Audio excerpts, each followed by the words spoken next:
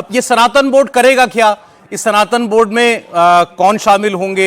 इसमें क्या सारे मंदिरों की व्यवस्था, उनका प्रशासन जो है, मैनेजमेंट, वो सब ये सनातन बोर्ड देखेगा? और सरकार के सामने आपने कभी मांग रखी है? देखिए, हमारे काफ़ी साधु संतों ने आवाज़ उठाई थी, हमने स्वतः आवाज़ उठाई थी, पूरे हिंदुस्तान से एक आवाज़ आई थी सनातन बोर्ड का गठन हो। और हमारे देवकी नंदन ठाकुर जी है, उन्होंने आवाज़ उठाई थी। और हमारे संतों में एक वार्ता हुई, सब संतों ने कहा कि जिस पे सनातन बोर्ड लागू होगा, क्या आपने उनसे वार्ता की?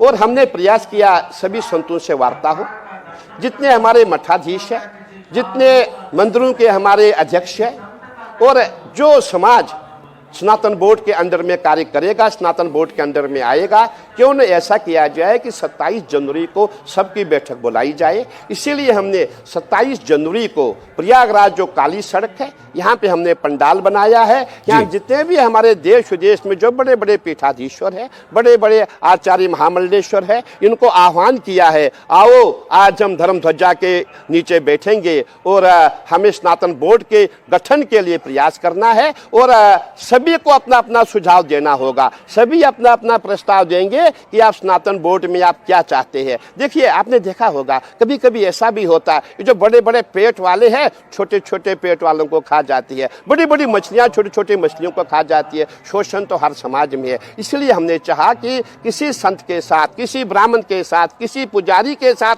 शोषण ना हो। इसीलिए सर्वप्रथम इसका हम एक प्रारूप बनाएंगे जो हम 27 जनवरी को तय करेंगे। लेकिन महाराज जी, मैंने तो आपका एक बयान देखा, आपने कहा था कि नरेंद्र मोदी के प्रधानमंत्री बनने के बाद अब सनातन धर्म को कोई खतरा नहीं है, सनातन के दुश्मन बिलों में छुपे हुए हैं, मोदी हैं तो धर्म सुरक्षित है। तो फिर ये वक्फ बोर्ड को लेकर चिंता क्यों, ये सनातन बोर्ड की मांग क्यों? मैं पुनः एक बार कहता हूँ, यत्र योगेश्वरा कृष्णो यत्र पार्थो धनुर्धरा तत्र श्रीर विजयो भूतिर ध्रुवा नितिर्मतिर मम।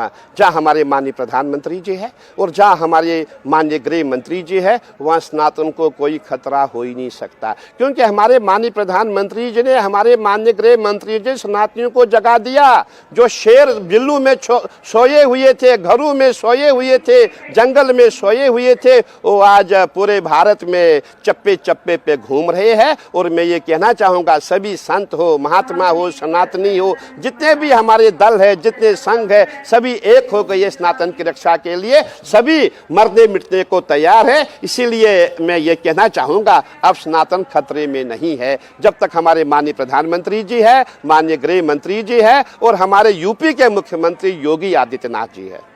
एक प्रश्न आपसे, यहाँ पर बहुत सारे बच्चे बैठे हुए हैं, युवा बैठे हुए हैं, गुरुकुल से भी आए हुए हैं, उनमें से एक पूछ रहे हैं आपसे, एक प्रश्न पूछिए। डिजिटल कुंभ होने के बाद क्या भक्तजनों में वृद्धि हुई है?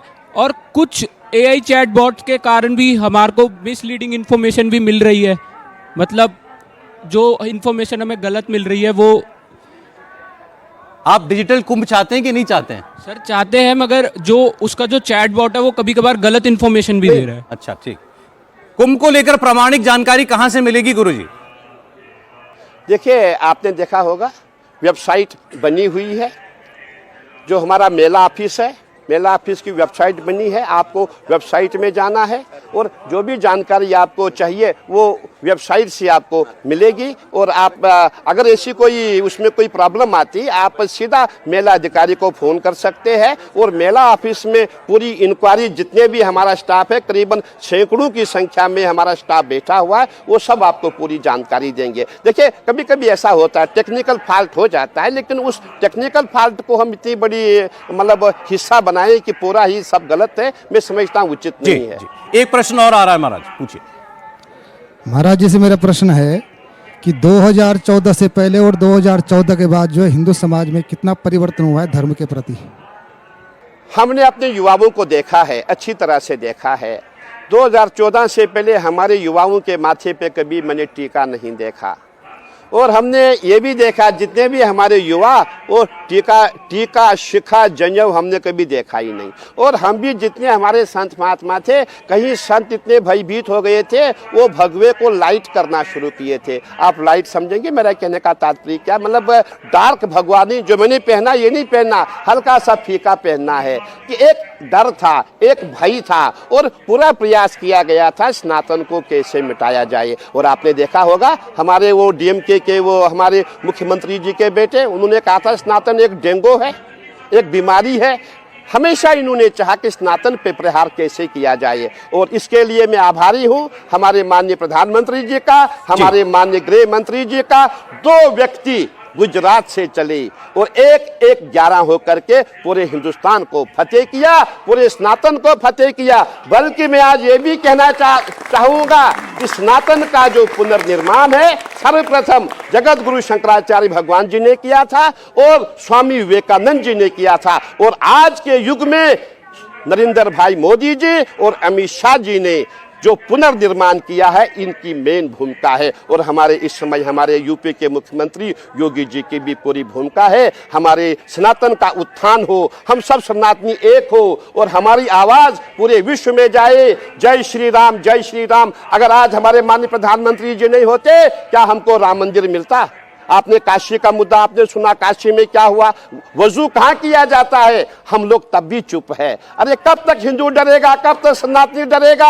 अब जो डर वाली भाषा हमारी थी, जो हमें डराया गया था, अब वो समाप्त हो चुका है। अब हिंदू सामने आएगा और जो भी हमको ईंट मारेगा, हम उसका पत्थर से जवाब देंगे।